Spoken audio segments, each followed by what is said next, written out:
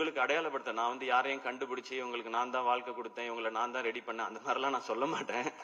ஏன்னா என்னை அப்படி சொல்லி சொல்லி பழகிட்டாங்க, நான் தான் வாழ்க்கை கொடுத்தேன்னு. அந்த மாதிரி ஆள் நான் இல்லை. எனக்கு இது ஒரு சின்ன ஒரு இன்ட்ரடியூஸ் பண்ணுவோம்ல, இங்க பாருங்க இவங்க தான் என் ஃப்ரெண்ட் அப்படின்னு சொல்லி சொல்லுவோம்ல, அந்த மாதிரி வேலைகளை அதுவும் நீங்க கொடுத்த இந்த ஆக்டர்ன்ற இந்த பொசிஷன்ல இருந்து இதை கரெக்டா யூஸ் பண்ணி பண்ணணும்னு நினைக்கிறேன். இது வெற்றி அடைந்தால் இந்த மாதிரி முயற்சிகள் இன்னும் தொடரும். மீண்டும் மறுமுறை எல்லாருக்கும் நன்றி அண்ட் லவ் யூ ஆல்.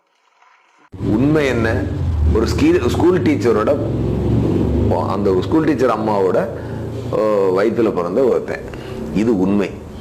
அந்த உண்மையை எப்படி மாற்ற முடியாதோ அப்படி நான் இயக்குனர் ஆனதுக்கு காரணம் அஜித்குமார் சார் என்பதை மாற்ற முடியாது.